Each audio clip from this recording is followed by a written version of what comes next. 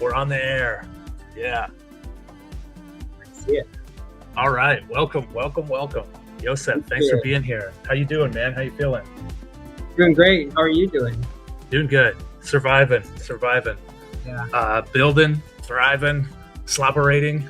That's what we're talking about here is the slopperation, how we go about building. Let me turn down this tune. Good stuff. Good music. Let's fade that out. Okay. Welcome. Yes. So you're a DevRel at base, right? That's like your full-time. Yeah. That's my full time. We're a small DevRel team of like 4 members now, and like divide and conquer type stuff. So Hell each yeah. one of us, like I focus now a lot of like agents, X42, base MCP. This has been my focus for the last 6 months plus. Before that, I worked on like base account, and I do a lot of stuff on the base chain too, like just whatever DevRel support also is needed on the base chain side. Hell yeah. Those are some of my favorite things. We should definitely get into that. But like Yeah. first it'd be cool to just talk about like how you build, like what your process is, your slopperation. Let me have Claude introduce himself too. Let's see if he can give us a GM also. And then I'm Claude. I ship on chain, smart contracts and dApps on base and mainnet, left claw services, Larv AI. I write it, I deploy it. Austin just signs. That's the multi-sig. We put a lot of stuff on base, me and that robot right there. Yeah. I mean, he like initially, the whole thing like started on base, I remember, and yeah, it's really cool. I love this experiment, and I can't remember if like you were one of the, or maybe like the first one to run this experiment, or did you see like others also on the side? I think Austin also, like the other one, sorry, was also Yes, there are a few. There's another Austin, and then there was Nat. Yeah, exactly. Yeah. A few of us all at once kind of did this kind of like tokenized AI agent kind of thing. Yeah.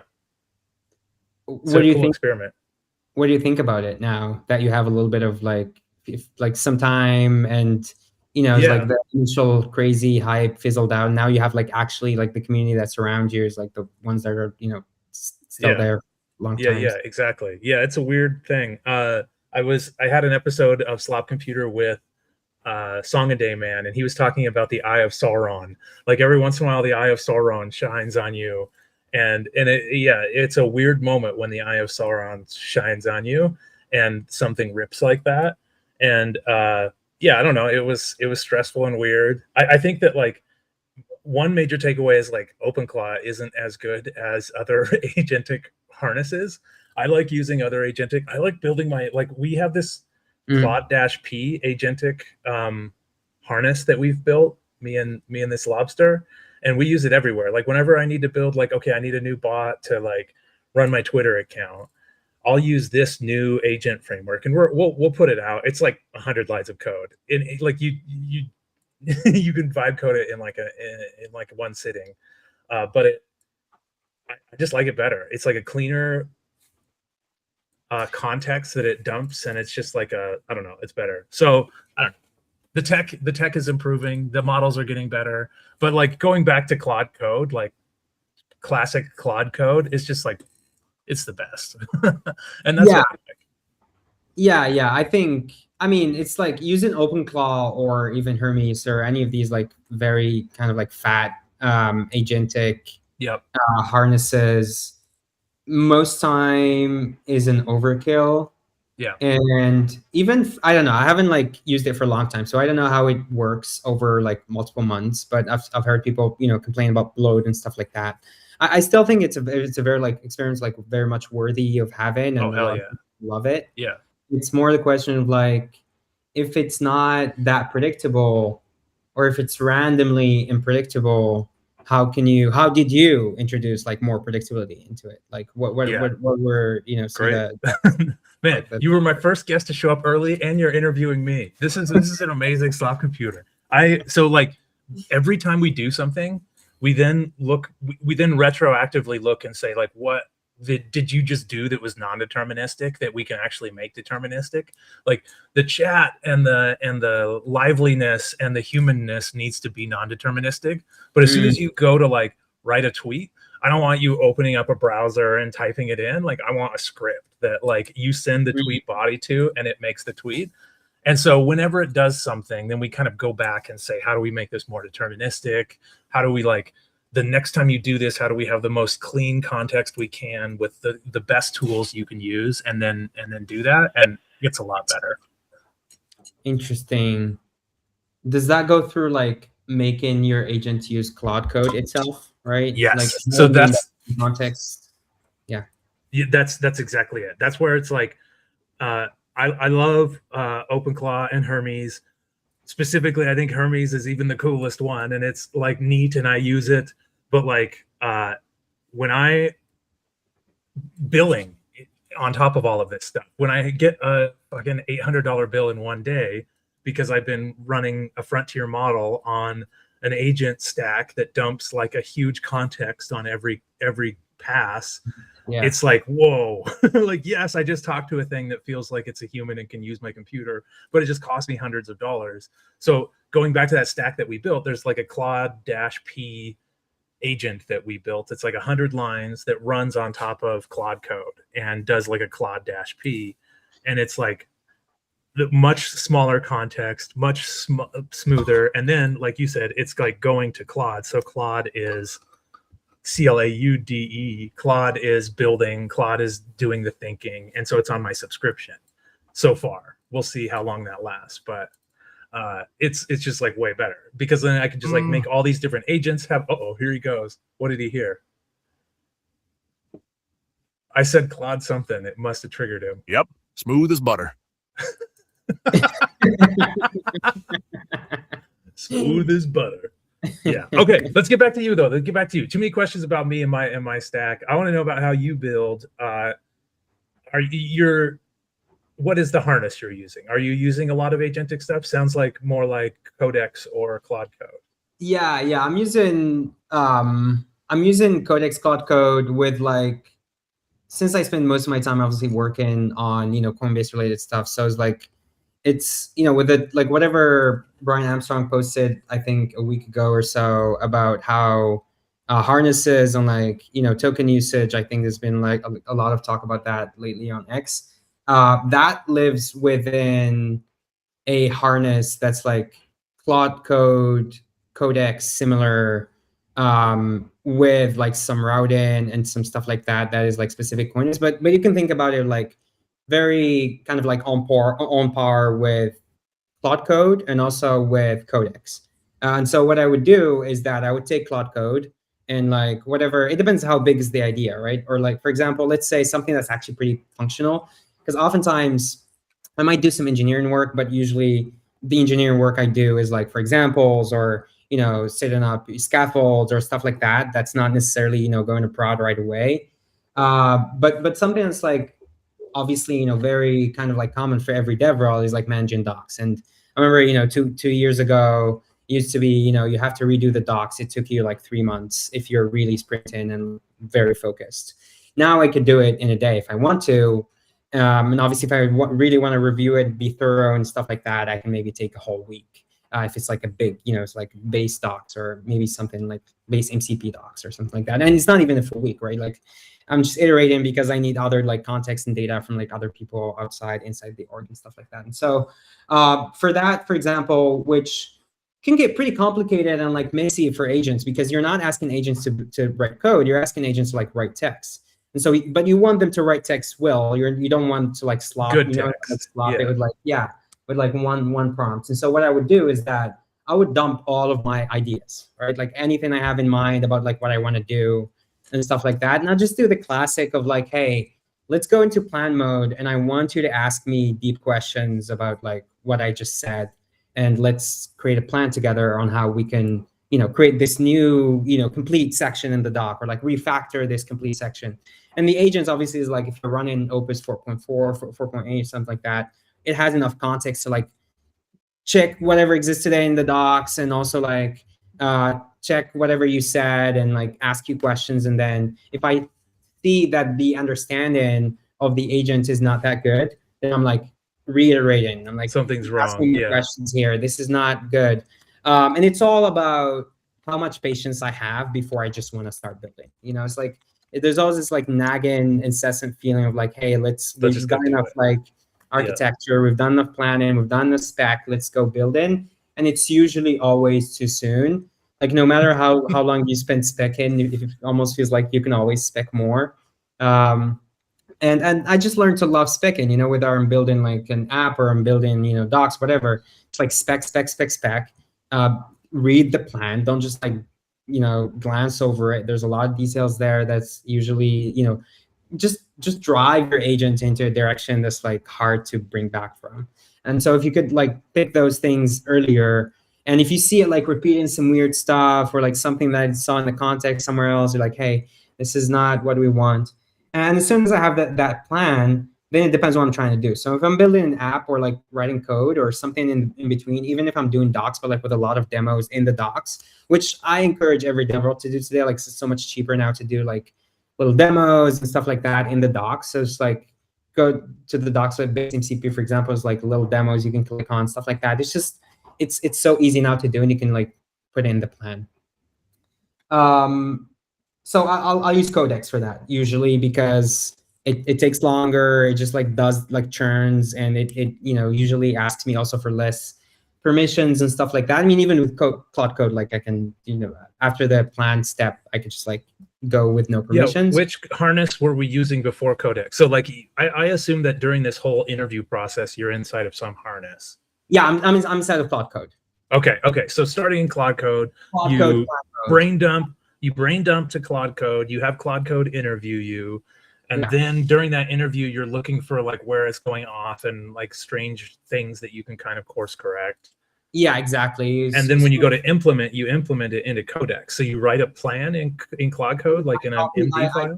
I tell Claude that like this plan is not going for you, so make sure that to like all the context is for another agent. Interesting. And then I take the plan that's like as detailed as possible with a lot of kind of like even instructions from Claude. And if I want another layer of verification, I might take it to like, you know, Codex and be like, hey, critique this plan. It's like, what's wrong with this? Having them argue is always a really nice thing. Yeah, like critique this plan, or even like two Claude codes arguing is good because like they'll find things back and forth for a while. It gets annoying sometimes. Like, well, why do you keep finding things? Sorry, keep going. Yeah, because if you ask them, I mean, it's just like, what's the limit of like what you're how long you're trying to spec? I think arguably like you could do the 2080 thing, but like if you really want to get the thing right and well, you're probably going to take a long time to spec the last 1%. It's just how it is. And so, yeah, I take that, put it into Codex, and usually like the result is something that's decent. If I am actually going to be doing like pure docs, I usually find it better to use Sonnet. Just like take the plan from Opus, put it into Sonnet. It's less verbose. It's better, I think. It's like more adapted to writing. If I'm doing like, you know, Google Docs, Google Sheets, whatever, with an MCP that's connected and stuff like that, I actually like using Gemini.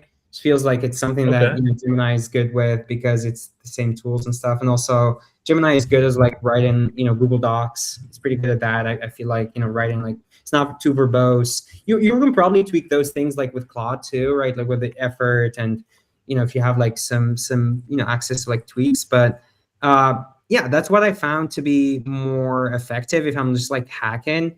But I'm not like, usually I'm not working on like exponentially growing code bases where I need to like make sure that, you know, I don't go beyond the context and stuff. So it's very easy. And I think that like most people are not working on those kind of code bases. So it's like, I don't know, maybe you do need these setups that I see. It's just like, it seems that like you're trying to squeeze out the last 2%. Whereas like, there's a lot of things. What setups are you talking about? Like what's the big code base edge case? I mean, the big code base edge case, I think it always like goes back to managing context, and that I understand, because if like if you're dealing with like massive amounts of code or like a lot of context to manage, then you have to make sure that agents themselves, I feel like they don't know how to, like, even if you design agent to manage other agents' context, sometimes they don't really know. I mean, there's like routers today and probably a lot of great tools, but in my experience, it's been like, I need to make sure that like this agent, or if I'm running like multiple agents through one agent, or like multiple agents in parallel that I'm looking at, that I'm giving each one of them like enough to chew on and not too much to choke on. And it's just like, I think that's probably the dance in general, is like, is this context too dirty? Am I like giving it things that it doesn't need? And that's the main thing. I think it's like giving it things that it doesn't need. Usually it's what creates most of the problems, because these are like token machines. It's like if you put something in them, it's very hard for them to ignore it. It's just like, optimization functions. It's like try to give you the best results for whatever, variables that you've given it. And if you've given it like slop in the variables, it's going to give you some sort of slop back. It just can't help it, no matter how you say it, forget it. So, okay, you talked about, this is interesting. You use Sonnet for writing your docs and text, not for any kind of efficiency or because it's cheaper. It's you actually like that it's like less verbose, and you like it. So first of all, that's an interesting like observation there. And then second of all, I love the idea of putting demo into docs these days. Like Tempo did such a good job. When you go look at their docs, there's always something to play with. And I think the base docs are really good too. Like you guys do a good job with those. But who is reading docs these days? And this is an interesting thing, is as you're thinking about how you're writing your docs, you're almost thinking about like, how is a machine going to read this? And as you're talking to Sonnet, you're probably saying like, these are mostly going to be bots reading these docs, or is that not true? Like at base, do you guys think that you guys still have plenty of humans reading docs, or is it, are we into the like fully agentic docs era yet?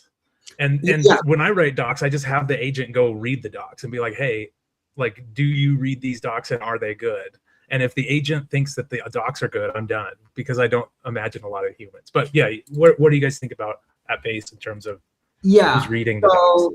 For now, if you look at the stats, there's like as many views from humans as from. You're getting like a half and half kind of. Yeah, but it's gonna get a lot bigger. Like the numbers are gonna go exponential for agents, or like probably gonna stagnant for humans. Now, the other thing that you need to think about, I think, when you're writing docs is like decision makers and people that are trying to see. They're gonna land on the first page. Yes, right? And so it's very important for them to like see the thing, and it's optimizing some of it for agents. And Mintify does some good job with this. There's like, now you have like these components that you can like put visibility on, like for agents or for humans, so that like if the agent fetches the MD file, doesn't see that part like JSX code of like the demo, for example, versus like if it's in a human, you show them the whole page. So you can do a lot of those stuff on Mintify, and also like any other docs framework. But I still think that, what you're talking about, this one here,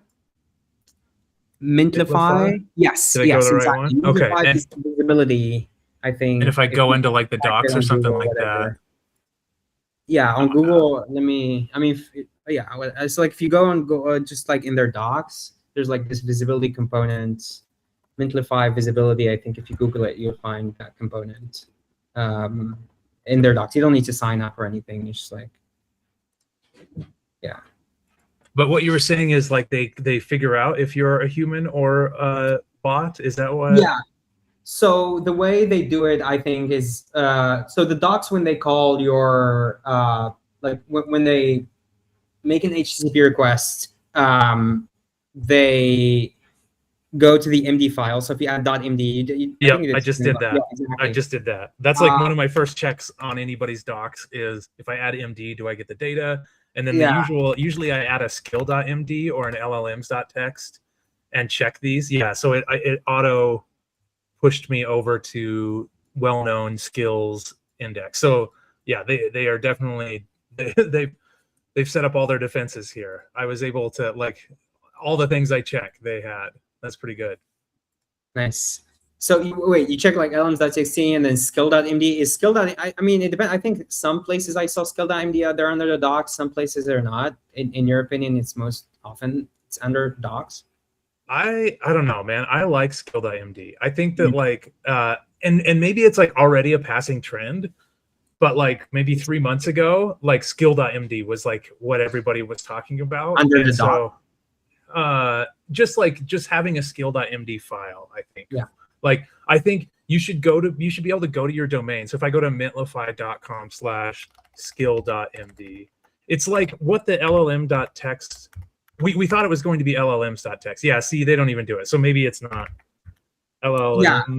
I mean, I've seen it sometimes. It's just like, I guess today the skill.md file, like by itself, is usually not enough, because you want to manage context in like a big, like if you have a big tool that you're offering to the developers, you're not going to throw everything into the skill.md. Right. You need like reference files and stuff.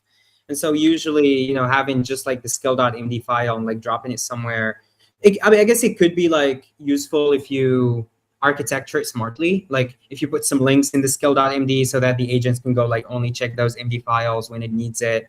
Just managing like, you know, the progressive discovery of context to the agent is the most important thing. I've been thinking about these things a lot lately because I built the skills for like base MCP. It's like base MCP is, you know, kind of wallet thing. And, you know, wallet in the form of MCP basically that, you know, connects your base app to Claude or like, you know, whatever, Claude, ChatGPT. We try and make it very like consumer friendly. So we try and make it like work on those like extremely restrictive harnesses like Claude and desktop and stuff. And you add this like skill, and you have to like think about how you, and the skill, what it has like multiple plugins of like multiple ecosystem partners. You know, it's like you can use Uniswap, you can whatever, like you have this like call data that is generated by these API endpoints and sent to the wallet so that like the user can go and like approve the transaction stuff. So ideally you get to interact like with a large swath of like the base ecosystem, which means that like you can't just like throw all of that at like Claude desktop and like, hey, deal with all of like these API endpoints. So you have to like use progressive context discovery through the skill.md or like through like some interesting hacks given like the limitations of these harnesses and stuff like that. And so this is something that's like I've seen most, you know, big enterprise companies deal with, like Cloudflare. You know, it's like you can't just like ship an MCP with everything you have. It's just like not gonna work. You know, you have to find a lot of, you know, interesting tricks and stuff. And one of the main tricks today is obviously like you put one skill.md and like a lot of references and a lot of other stuff so that your agent reads the skill.md and goes like discovers the other files, you know, slowly. That's what it looks like they have here. Is like when I look at their llms.text, I get like a wall of text. But then if I do the skill.md, it's like an index of their skills. It actually forwards me to well-known /skills/index. But then I get like an index of their skills. And so I sent Claude to go look at it and tell us what. Yeah, that's what they do in the llms.txt. If you want the full docs in one file, it's llmsfull.txt, right? Okay, let's see. I think he was going to go look at them for us and tell us out loud what it is. And then I want to get into MCP. I think MCP is like another Two interesting different jobs. LMs.text is a map, just a list of every doc page with a one-line description so an agent knows where to look. Skill.mend is a playbook. Tells the agent what it can actually do, the steps and the rules. One's the index, the other's the how-to.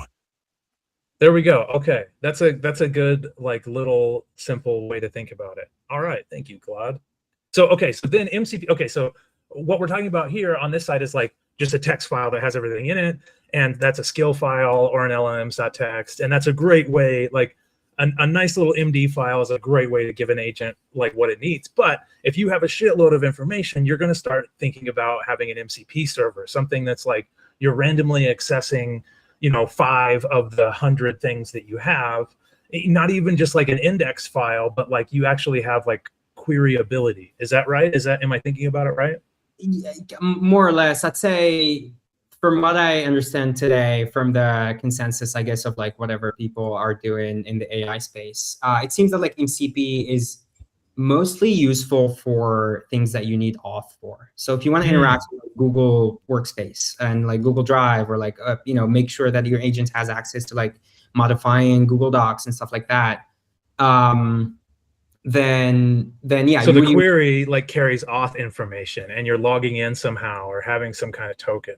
Yeah, exactly. So like the MCP, the way it works, you auth with you like install the MCP, then you do the auth, and then like the MCP holds the token, and with every query, that the agent doesn't even have access to the token. I think in the latest spec is like it's in the some internal file, I guess, of the MCP, locally, and then it gets sent back every time with the query. And so yeah, I think that's what it's good for. The thing about like MCP is actually not great when you have a lot of things, because the thing about MCPs is that you cannot really force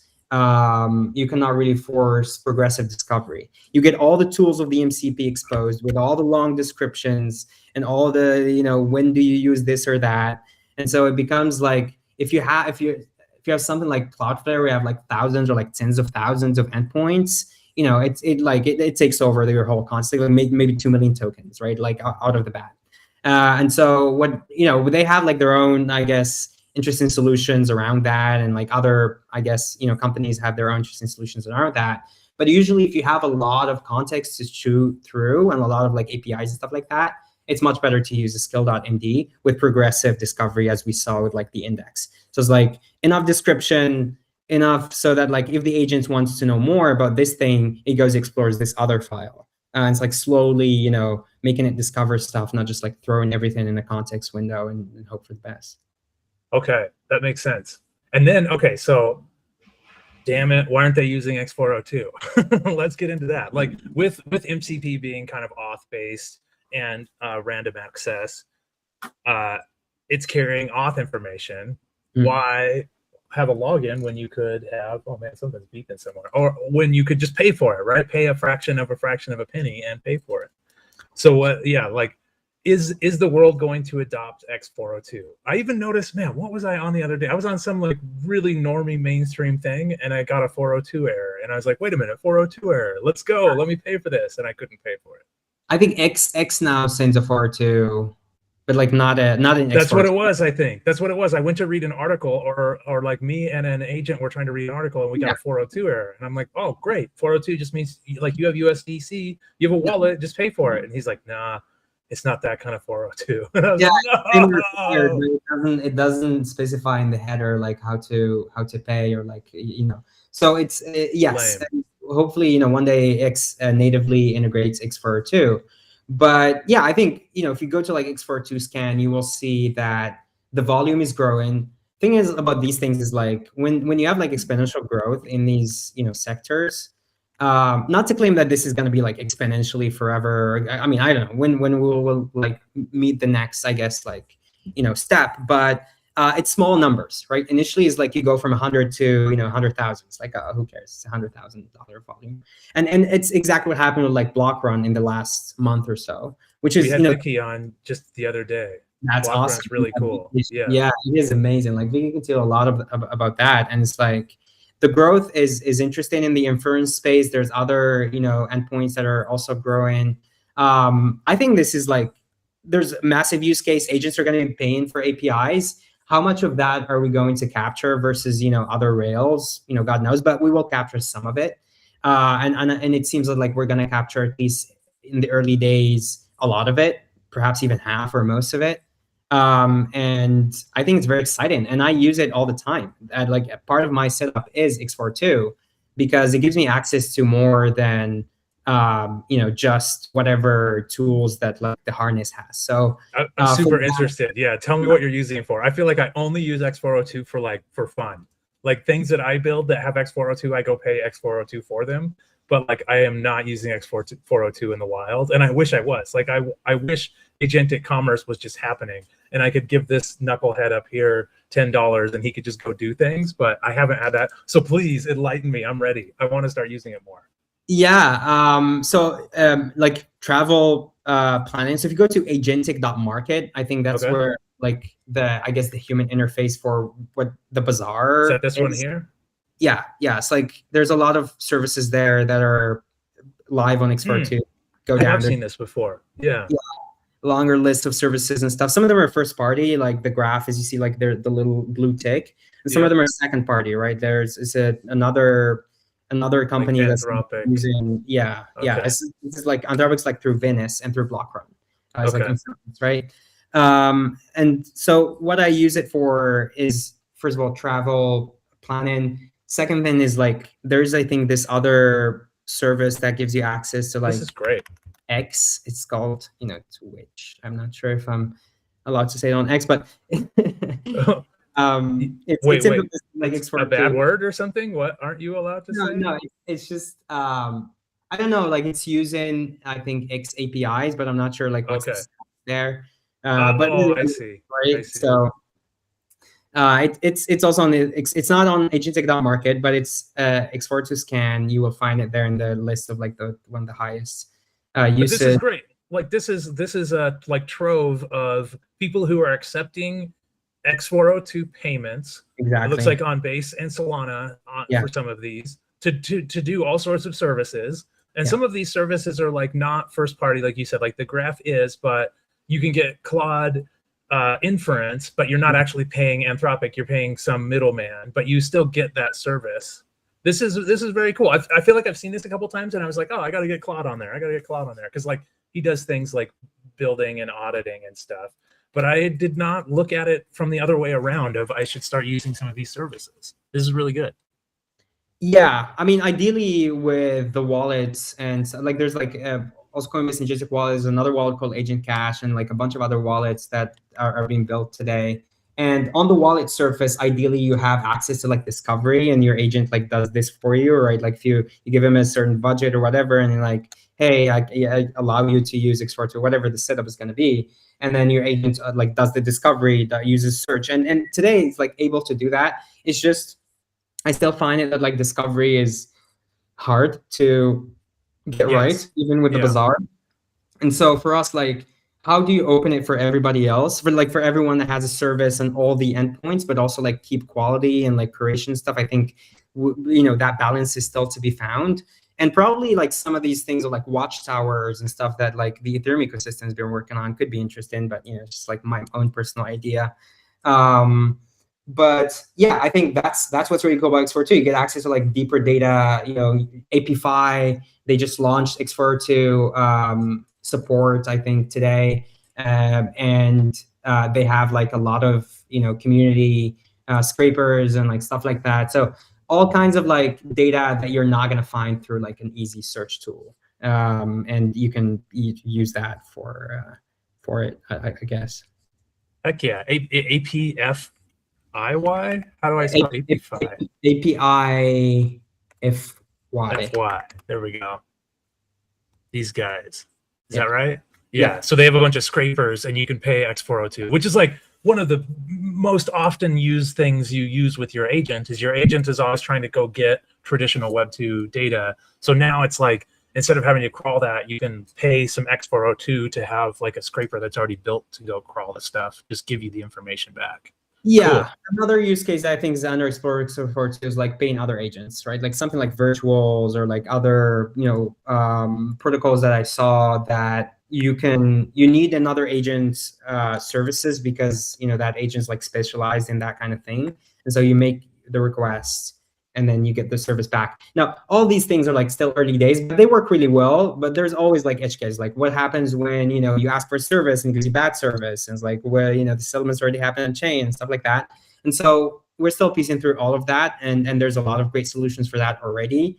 But I think that's where, the power of the community comes together and like people, go and build like the missing pieces of like whatever is missing. And because, no one can. What about 8004 and like reputation type stuff? Do you see that happening?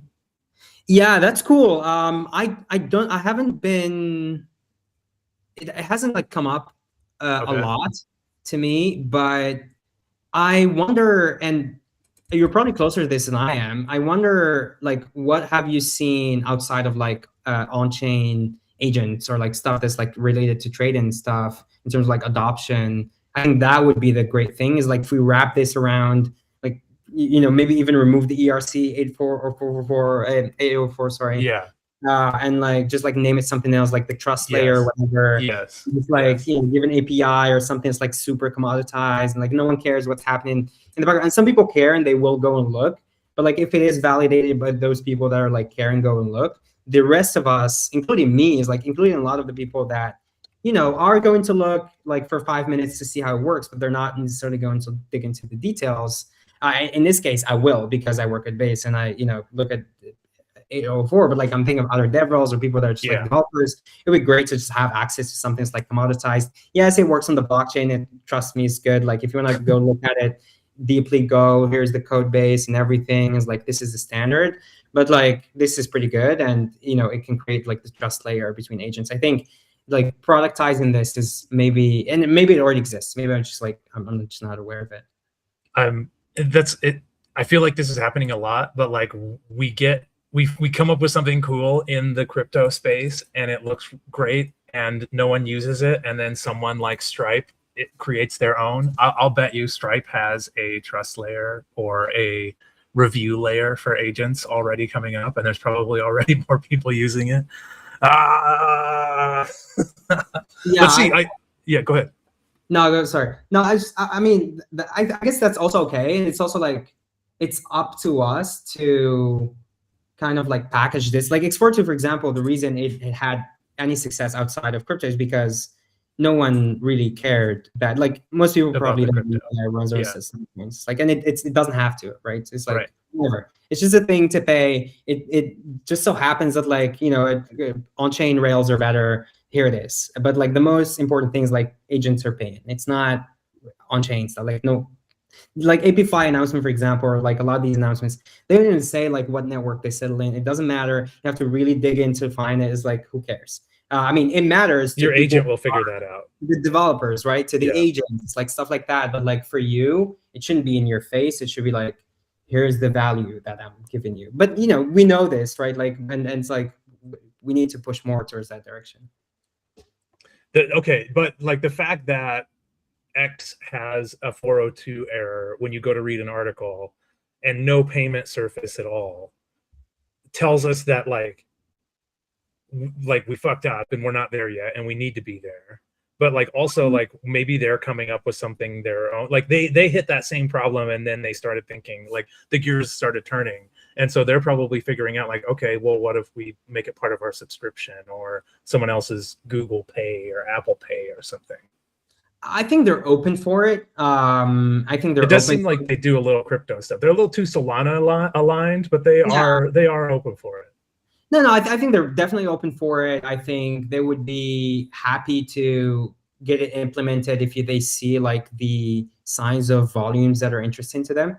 And so that's also part of the work of like having these, third parties that are running these APIs, is that after a certain amount of, money, hopefully you can go to these, enterprises like, hey, look at how much revenue you're missing on implement X42 if you want to reach these people. And so, yeah, I think that's definitely like one of the, and it's also like once you work with Exa.ai, for example, there's other, competitors that are like, hey, they're going, agentic.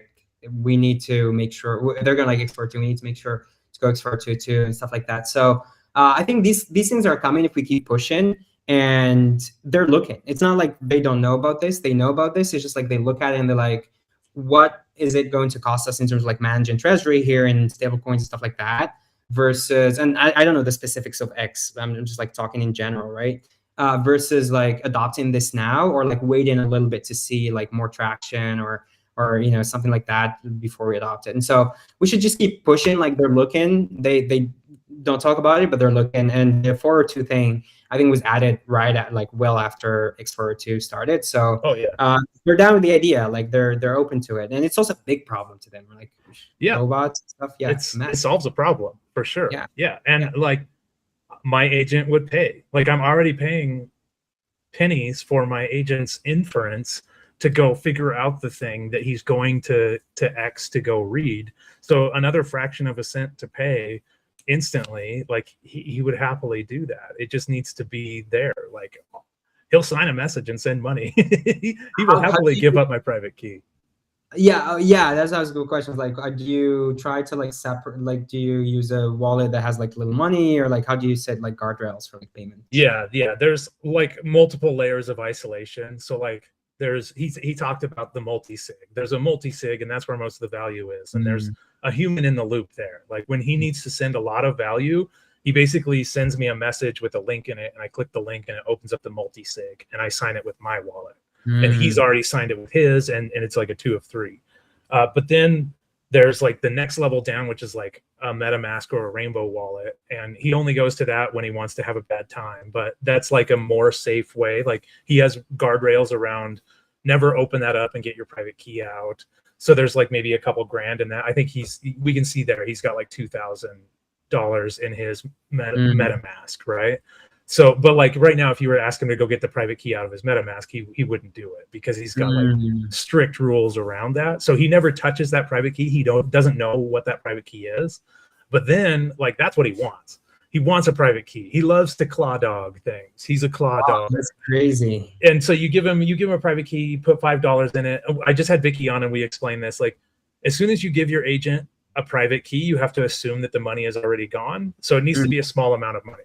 But you give it $5, it can run for a week, right? If it's just doing penny transactions here and there.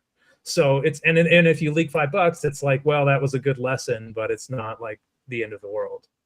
Makes sense. Why like have you tried other like agentic wallets that are not, or no? I need to try more agentic wallets. That's like one of the reasons I'm doing this show is like to get more exposed to more wallets. And like you guys have one, right? Like you guys have a good agentic wallet. Let's chill it. Yeah, I think the Coinbase CDP one is good, right? The like CDP docs or something, agentic wallet CLI. I think that's decent for like at least for two flows. So if you're doing like two flows, I think it's good. It also like has guardrails. Yeah, I think this is the one. Yeah, view docs. Let me see.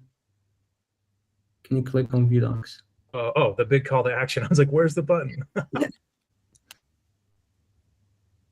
Is it yeah, so basically I'm going to npx install something and it will create a wallet, and I'm guessing that my agent doesn't have access to the private key, but my agent can like trigger like via CLI all sorts of different transactions, which is really what you want. Embedded wallet type setup. And and then you can also like have guardrails in the wallet like that you could set up like don't spend more than $10, only swap here. Or like it's not even, you're not even obviously like instructing the agents, just like the wallet itself would not let these are like deterministic guardrails. Yes, exactly. Okay. And so yeah, you could do that. And it's like, but there's plenty of other wallets. This is the CDP one I work with, but like Agent Cash, they have great wallet. I know that like there was this YC company, Sponge Wallet, Banker. I haven't also heard like of that one before. Bankers also like they have their own model that you can use. You can use X14 and stuff like that. So there's a lot of models out there that you could try. But I think for someone who's like experimenting with this, like don't use a private key, I guess. Yeah, it's better.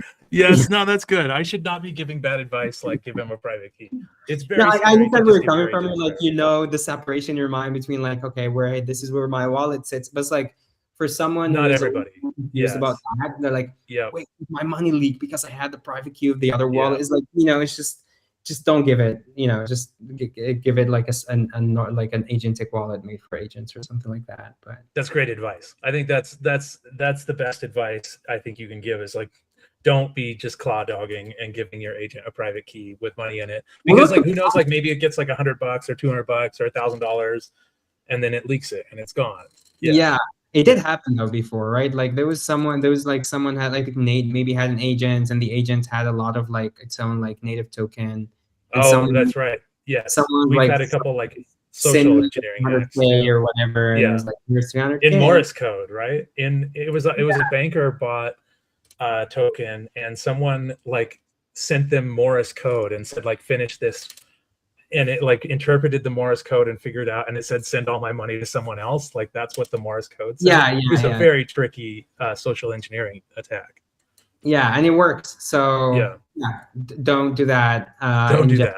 Just try to avoid that. But you know, Yes. it's like it's fun also to see. I understand. I love seeing how they're like the agent's going to evolve, especially with the harness like you're using, like Hermes and like OpenClaw. It's like God knows what they're doing. You know, it's just like Yeah, there's you a lot see, of context there every yes, you time. send like a message on Telegram and it's like, I'm gonna be back in 10 minutes, and it's like I did this and this and this and that, and like I ran into this problem and I solved it and stuff like that. And it's like, yeah, I don't know, but could be fun.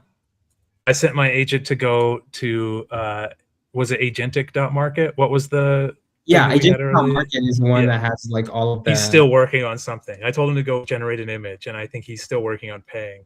He's got a wallet. He's got multiple wallets and money. You should So get he's it. It still, will be like an export to client. And yeah, I like, bet he'll figure it out. stuff. Yeah. Okay. I think we'll close out. You said you had a flight to catch. I think I've already run along. What? Give us.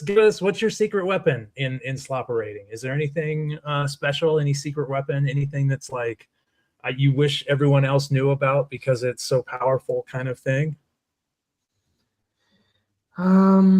We've covered a lot of them already, I think. Yeah, that's a good question though.